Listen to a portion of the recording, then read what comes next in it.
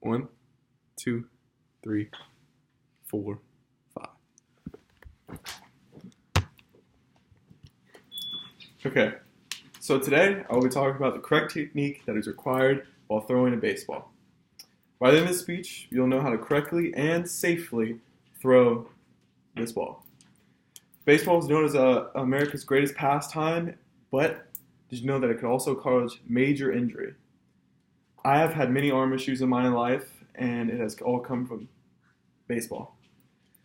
I have been playing baseball my whole life. I attend Lake Sumter, and I also play baseball here.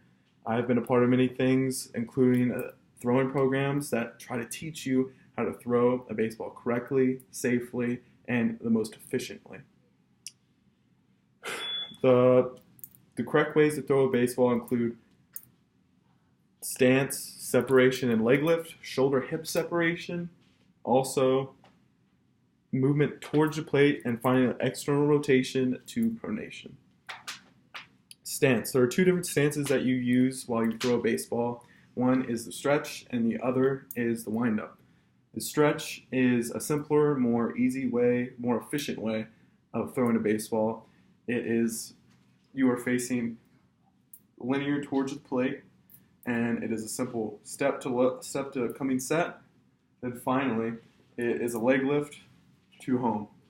Then the next one is the windup. It's where you'd be facing your body, shoulders facing home plate. You'd be standing here. It is a more complicated, more elaborate way of throwing a baseball. It takes a lot more technique, but also is more of a momentum gainer and gets you going more. It is a really efficient, not as efficient way as the stretch, but a lot more people use it. Also, the stretch is used when someone is on base and you're pitching, because it doesn't allow the base runners to steal the base. So it's quicker, and it's a quicker thing to the plate, which gives them less time to do something. While the windup is not a more efficient way of doing it, if you did the windup while someone was base, you would easily get stolen on. And that is not something you want in baseball. And my second is separation and the leg lift. Separation and the leg lift. So first, we're going to start off with the leg lift. The leg lift is a crucial part in timing and when you are throwing, and is also a good start of your momentum. And mostly in the stretch, but in the windup, it is a main middle point, I would say.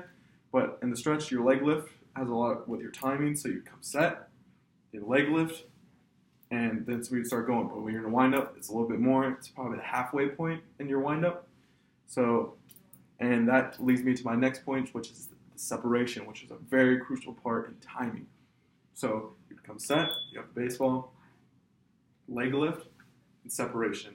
So once you go down in the leg lift, you separate, which is a very crucial timing. And a lot of doctors and people say it has a lot to cause with injury because you are lagging, and one is happening before the other, which can cause your upper body to lag, and which can cause major injury because if your arm is lagging, then there's a lot of stress on this part of your arm. The final step is external rotation into pronation. What external rotation is everything in your body getting used, and well, before external rotation and pronation, it'd be leg lift into separation, to movement down towards the plate, which would start your external rotation and pronation. So external rotation would be your arm. So a lot of people would see it in a lot of pictures or stuff like that. Pictures, or when you see someone pitch, it's what people usually call the nasty part of pitching. It's when your arm will lag back and your UCL, your unicollateral ligament, will take, and this is where a lot of injury comes from. And this is where a lot of injuries come from baseball, is an external rotation, which is your arm bending back, getting ready to cock and throw. And a lot of stress will come in this part of your arm when this is happening.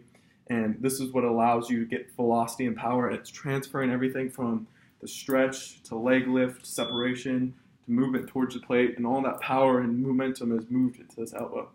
Then once all that happens, you're here, you're following through, comes pronation, which is your forearm coming over top of the baseball, and all the force and thing that comes to everything. It's almost like a safeguard for your arm. It takes all the pressure away from your elbow, puts it into your forearm, into your tricep, all the way down into your back. This helps with injury relief, and also it's a good way to slow down your pitches. It's also used in what is most commonly known as the changeup, in which you throw the ball, and in baseball, it's a different kind of pitch, but that's not what I'm talking about today. But for an example, you come up in a pronate, and it'll come out of your own, and how to have a spin on it. But that's just a different part of pronation. I thought I would include that there, just to give an example, or if you knew something about it. Finally, to wrap up my speech, there are 4 very important steps to throw a baseball. They are stance, separation, leg lift, movement towards the plate, external rotation, into pronation. Throwing a baseball requires a lot of skill and technique, and if it is not safely done, it can result in injury. By now, after this, you master those steps, you should be able to throw a baseball safely and correctly. Thank you.